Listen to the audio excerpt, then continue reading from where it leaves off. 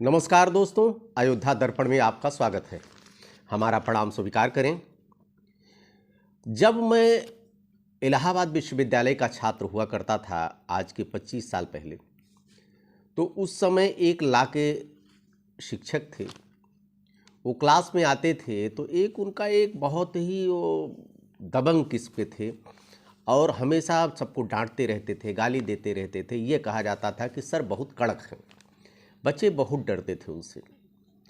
ये सिलसिला मैं देख रहा था 4-6 महीने से इस तरह चल रहा था। तो एक बार क्लास चल रही थी तो एक लड़का था, बहुत ही अच्छा लड़का था, कंपटीशन दे रहा था, बहुत अच्छी उसकी तैयारी थी, उसके हमेशा रिजल्ट बहुत अच्छे आते थे और क्लास में हमेशा अव्वल रहा था। बहुत शांत प्रवृत्ति का था।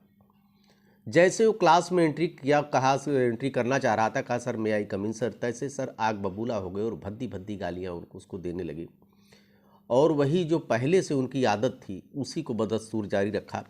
लेकिन वहाँ पर मैंने देखा कि पासा पलट गया, लड़का आग बबूला हो गया। एक सांस में इतनी भद्दी भद्दी गालियाँ, इतनी भद्दी भद्दी गालियाँ, वो तो गालियाँ मैंने सुनी ही नहीं। और वहीं 3 मिनट तक खड़ा होकर देता रहा। सर सोचे अरे क्या हो गया। ये उनके लिए कल्पना से परे था। ये सोचते थे नहीं थे, सोच नहीं पा रहे थे कि ऐसा भी दिन कभी आ जाएगा। लेकिन वो आ गया, भद्दी भद्दी गालियाँ दिया, क्या से क्या नहीं कहा। उसके बाद चुपचाप वो क्लास से चला गया। तो लोगों को लगा कि अब तो सामत आ गई उस बच्चे की, उसको तो बाहर जाना है, विश्वविद्यालय से वो सस्पेंड किया जाएगा, टर्मिनेट किया जाएगा। लेकिन सर बाहर निकले, उसको देखे जब वो चला गया है तो क्लास में लौट के आए और उन्होंने कहा कि आप लोगों से विनम्र निवेदन है कि जितने छात्र यहाँ पर हैं कि इस घटना का जिक्र कहीं आप न कीजिएगा। तब इतना मीडिया थी नहीं, न संचार व्यवस्था इतनी थी। हम लोग घटना को दबा ले गए। हमने भी सोचा कि हमारे विश्वविद्यालय की बदनामी हो जाएगी और सर ने जैसा कहा था वैसा ही मैंने किया। हमारा कहने का मतलब है कि हर समय आप शेर नहीं होते हैं, कभी सवा शेर भी मिल जाता है। और एक मेरा तो मानना है कि छोटा सा छोटा आदमी क्यों न हो, अगर वो अपने पे उतर आएगा तो आप उसका कुछ नहीं बना बिगाड़ सकते। जी हाँ मित्रों, ये घटना है आगरा की। आज मैं जो घटना आपको सुनाने जा रहा हूँ आगरा की, इसने कल हमें जो घटना मैं आपको कहानी सुना रहा हूँ इसकी याद ताज़ा कर दी। आगरा मेट्रो सिटी है, बहुत बड़ा शहर है और वहाँ पर एक डीएम साहब आते हैं, भानुचंद गोस्वामी, 2009 बैच के आईएएस, और 3 फरवरी 2023 को आगरा में एज ए डीएम वो कार्यभार ग्रहण करते हैं। जैसा कि आम तौर पे होता है कि 9 फरवरी की 2024 की सुबह वो समीक्षा बैठक रखते हैं अपने बंगले के बगल में, जो उनका भवन होता है। अरे वो कहीं अलग भी हो सकता है, परिस्थितियों के हिसाब से होता है, जिलों में रखते हैं। मीटिंग में जो शिविर कार्यालय था उनका, उसमें CDO Pratibha Singh, BDO Sushmita Yadav, BDO Amit Kumar, BDO Neha Singh, ADO Anirudh Singh Chauhan, ADO Shailendra Singh, ADO Pankaj Kumar, विकास कार्यों की योजना क्या होगी, क्या विकास हुआ है, उसकी समीक्षा बैठक चल रही थी।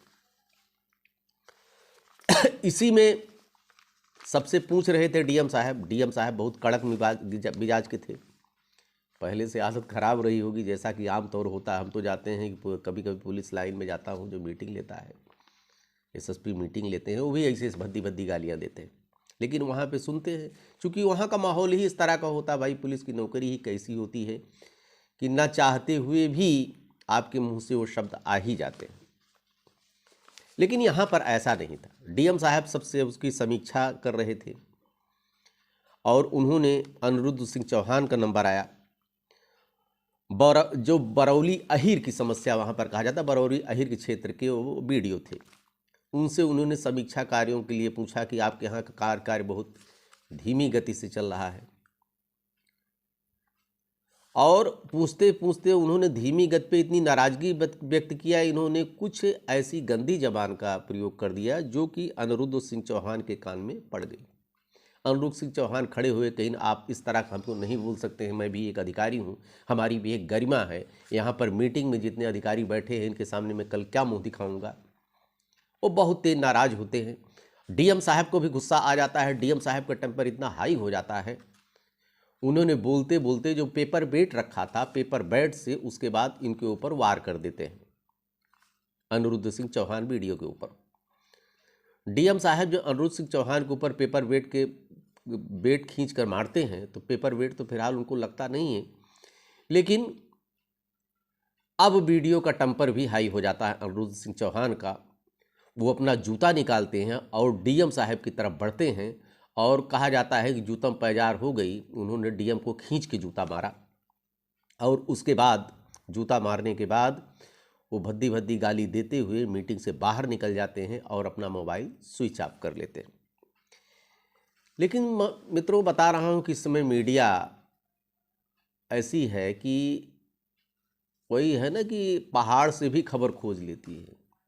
ये बात मीडिया में आ जाती है। जब मीडिया में चर्चाओं का बाजार गर्म हुआ तो डीएम की तरफ से वीडियो के खिलाफ डीएम साहब ने, भानु प्रताप गोस्वामी डीएम साहब ने वीडियो के खिलाफ एफआईआर दर्ज उन्होंने किया है। एफआईआर दर्ज किया सहायक विकास अधिकारी पंचायत पंकज कुमार की तहरीर पर दर्ज हुई, जिसमें धाराएं लगाई गई 323, 504, 506, 332 के तहत डीएम ने एफआईआर दर्ज किया अपनी। और ये भी कहा अपनी एफआईआर में कि समीक्षा बैठक चल रही थी विकास कार्यों के संदर्भ में। जब अनुरुद्ध सिंह चौहान से पूछा गया तो उन्होंने बदतमीजी किया, उन्होंने गाली गलौज किया और धाराएं की जैसा बता रहे हैं, गाली गलौज, बदतमीजी, मारपीट का प्रयास, ये सब इसमें शामिल है। लेकिन ये अवेलेबल है, कोई ऐसी धारा नहीं है, 7 साल के अंदर इसमें जो है जमानत हो जाती है। लेकिन ये क्या हो रहा है हमारे देश में, नौकरशाह जिनके ऊपर सारी जिम्मेदारी है व्यवस्था संभालने की, अगर यही जूतम बाजार करेंगे तो आखिर क्या मैसेज जाएगा समाज को।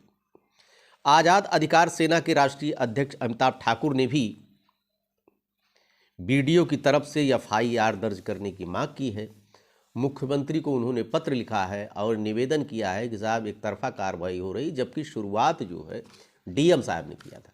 डीएम साहब ने पेपर वेट से मारा है, तब अनुरुद्ध चौहान ने भी आपा खो दिया, उन्होंने प्रतिक्रिया स्वरूप ये काम किया है।